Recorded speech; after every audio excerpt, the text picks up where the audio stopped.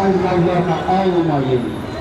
Ben seni çocuklardan selam getirdim size, selamlıkla. Selam getirdim. Amcalarıma, dayılarıma söyleyin. Bize yardım etmiyorlarsa bizi öldürmesinler.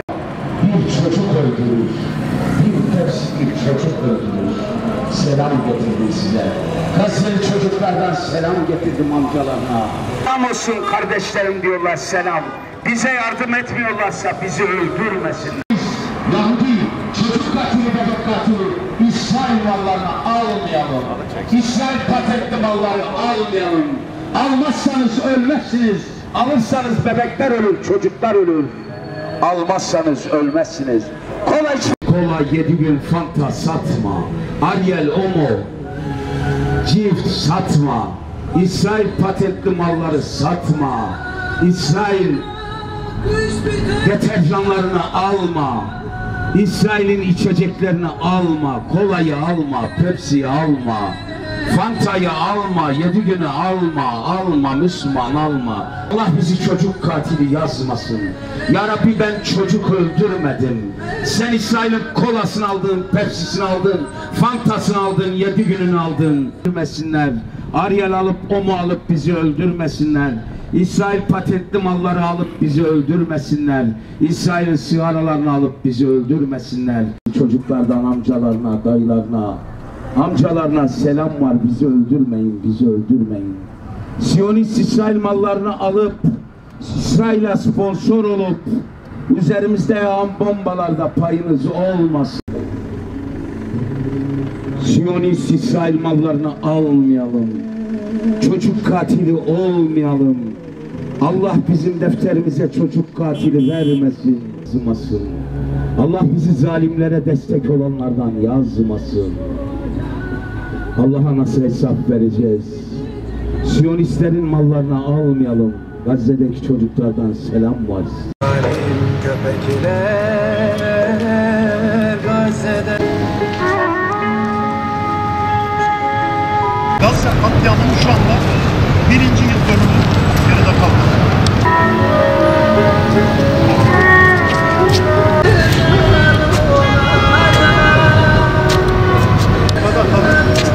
Tamam, gerek yok.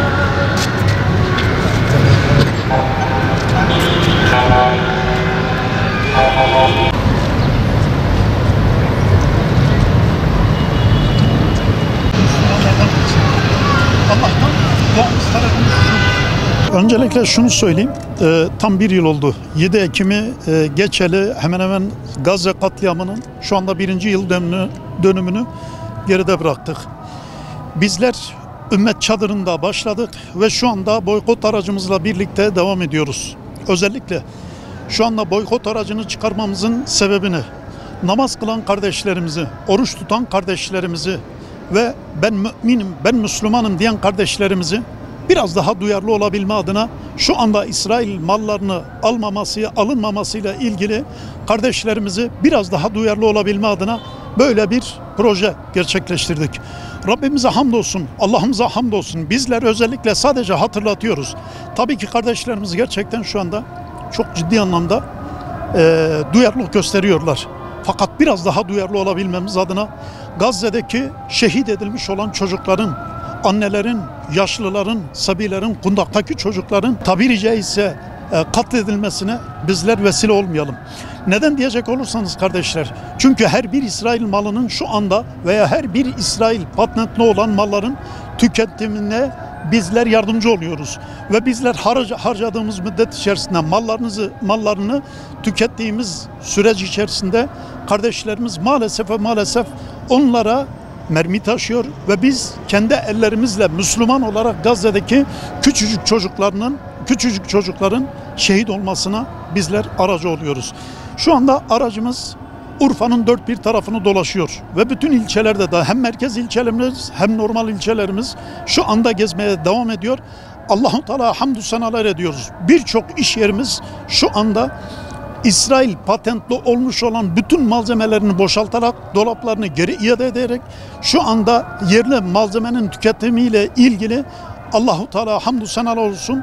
Yani onun üzerinde şu anda dükkan İsrail mallarını boykot edip, dolaplarını iade edip yerli olan ve tüketilmesi gereken malzemelerin tüketilmesiyle ilgili kardeşlerimiz duyarlı oldular. Özellikle almazsak ölmeyiz, alırsak ölürler.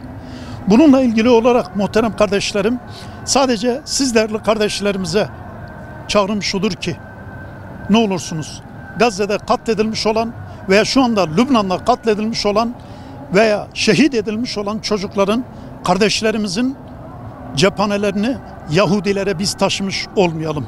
Bundan dolayı duyarlı olmanızı sizlerden istirham ediyorum ve boykot aracımızla ilgili Türkiye'de gerekli bütün resmi izinler alındı. Şu anda Allah razı olsun çok güzel tepkiler, geri dönüşler oluyor. İnşallah Rabbim bunun tesirini halk eder. Tabii ki yani şu anda çağrımız şu. Gerçekten insanlarımız çok duyarlı. Halkımız çok duyarlı. Ve bütün illerde, ilçelerde sesimizi alan bütün kardeşlerimize çağrımız şudur. Hocam nasıl bir faydası olur diye sorabilirsiniz. Kesinlikle değerli kardeşler, çok fazla bir maliyet değil. Aracımızı güzel bir şekilde giydirimini yaptırdık. Gerekli olan bütün izinlerimizi hepsini aldık. Siz illerde, ilçelerde olan bütün kardeşlerimize, duyarlı olan insanlara, bırakın Müslümanlığı, duyarlı olan tüm kardeşlerimize özellikle bu şekilde araçlarımızı güzel bir şekilde donatarak bir mesaj verip kardeşlerimizi, özellikle Yahudilerin veya Siyonistlerin mallarının alınmaması için kardeşlerimizi biz özellikle buna duyarlı olabilme adına bir araç giydirip şehrin dört bir tarafını gezip kardeşlerimize yani en azından ne yapabiliyoruzun en güzel örneklerinden birisidir. Türkiye'de bir ilktir bu.